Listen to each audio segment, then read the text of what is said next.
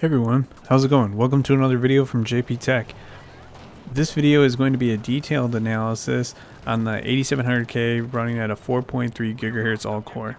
This is something that you can expect approximately out of an 8700 non-K, or if you leave your 8700K left stock without any kind of enhancement through the motherboard. This system also is configured with the Z370 Hero Wi-Fi model by ASUS. It's using G.Skill Trident's 3600 MHz BDI memory and an ASUS Strix 1080 Ti at an effective boost clock of 1950 to 1965. The full system specs will be in the description below. I just want to note that this video is actually supposed to be something that I'm trying to improve the video performance videos that I release for the channel, and I'm hoping you guys enjoy this. So there's going to be the typical performance metrics on the screen with some in-game footage so you can see how that goes, but I'm actually going to go ahead and dig into the frame times and frame rate that I recorded for this entire match, so you guys can see that as well.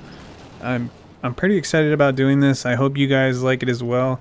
Be sure to let me know in the comments what you think, but let's go ahead and dig into this.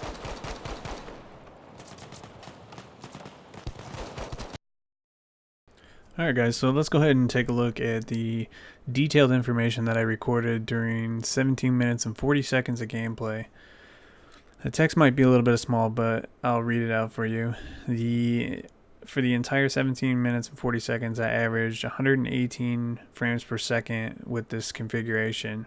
That's an 8.46 millisecond frame time. The 1% lows are 87 FPS, which is 11.4 milliseconds, and the 0.1% lows are 65 FPS, which is 15.4 milliseconds. Overall, the performance was very smooth. There was like one big anomaly that shows up on this chart right here. I don't know what caused it. I don't typically see it in the middle of gameplay like this. Usually if I see something like that, it's going through the menus or like while the match is loading or something like that. So that was a little out of the ordinary, but it was one time. There was a couple larger spikes, but you're only talking for the most part just out of the 40 millisecond range, and there was only a couple occurrences there for 17 minutes, almost 18 minutes of gameplay. So not too bad. If we zoom into this a little bit, we'll see that overall the frame time is very smooth. Extremely smooth, really. I didn't have any complaints other than those few rando spikes that occurred. Very little in the way of a spike or hiccup that you're going to actually notice. Here's that one big anomaly. Like I say, I don't know what's up with that. It's not a regular occurrence. I guess every now and then something like that's going to happen. Very good frame times overall. So I just wanted you guys to see what the frame times look like over an 18-minute battle. Keep in mind, this is the Devastation map. This is 64-man Conquest with all 64 players in it. I did spend a lot of time in the cathedral or church, whatever you want to call it, because that's just where a lot of the action is in that map. Typically, I do kind of venture out to some of the other points depending on what's going on, but this round kept me in the cathedral quite a bit. There's a few clips where I am outside of it, and I made sure to include those as well. But I just wanted to kind of let you guys know what I was doing while this was being recorded. And I am the kind of player that does like to get, pretty close and in the action most of the time. So I think for the most part what you're getting is a worser case scenario from what I record. So moving on, though, we're going to take a look at the FPS chart. And as you can see, I mean, the frame rate is very heavily around the 120 FPS mark. A common number that stuck in my head while I was watching my frame rate in game was about 110 FPS is something I saw very commonly. Now this is on 1440p / QHD, whatever you want to call it, on the high preset. I'm only using presets really, so that they can just be set and there's something that we can easily relate to. And like I say, so this was on the high preset.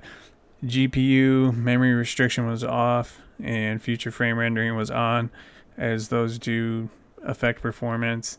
I do turn motion blur to 0 and I turn vert sync off because I'm playing on a high refresh G-Sync monitor and I prefer not to have vert sync on as well. It kind of defeats the purpose. But again, this is 17 minutes and 40 seconds of frame rate for a 64-man Conquest.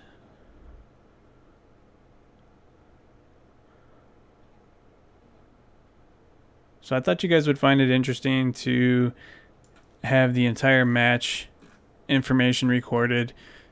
If you guys like to see this and you want to see this in future videos, I'll be glad to do it. I think it's a good addition to the videos, aside from just the gameplay I give you. This lets you see what happened the entire match outside of when I give you clips to watch. So this is all the information. So now we're going to go ahead and move on to some gameplay. Alright everyone, so as I promised, here's some gameplay from this recorded battle. I just want to point out at the bottom left hand corner of the screen is the in-game frame time graph. As you can see, it does stay quite smooth through all of these clips. You will see some of those spikes that we saw in the chart I showed you. On the right hand side of the screen we have other performance metrics like CPU temperature, voltage, clock speed, per thread usage. Each of those 6 cores, it's set up in a fashion where it's its core and its virtual thread, so that's what the two percentages are near each other.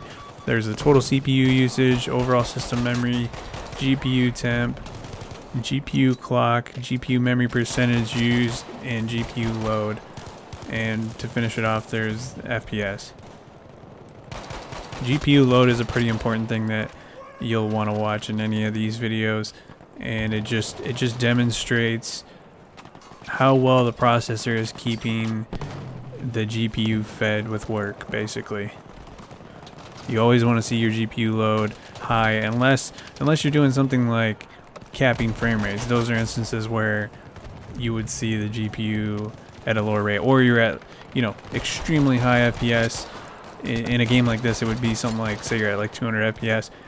If your GPU is not at 100% when you're hitting 200 FPS, there's nothing to worry about. But if you see your GPU becoming unloaded, seeing something like 80% usage and you're only getting 100 frames, something's restricting it, and it's probably your processor. So that's why I like to keep those metrics on the screen. I did make them a little bit larger. I'm probably going to reconfigure them a little bit different way, but it's information that's going to stay in the performance videos and something that won't likely be there in my other non-performance related videos of this game.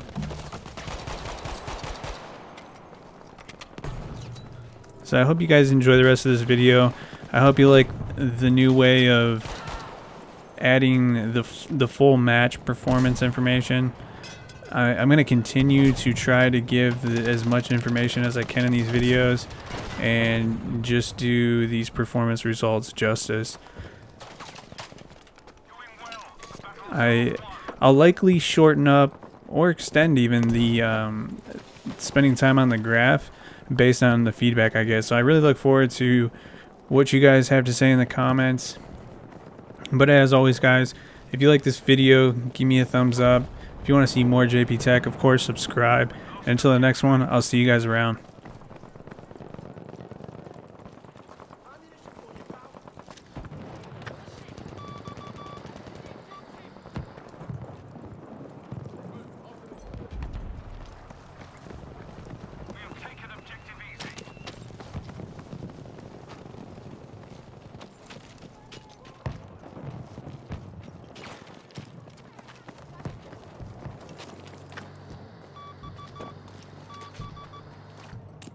Charges rigged.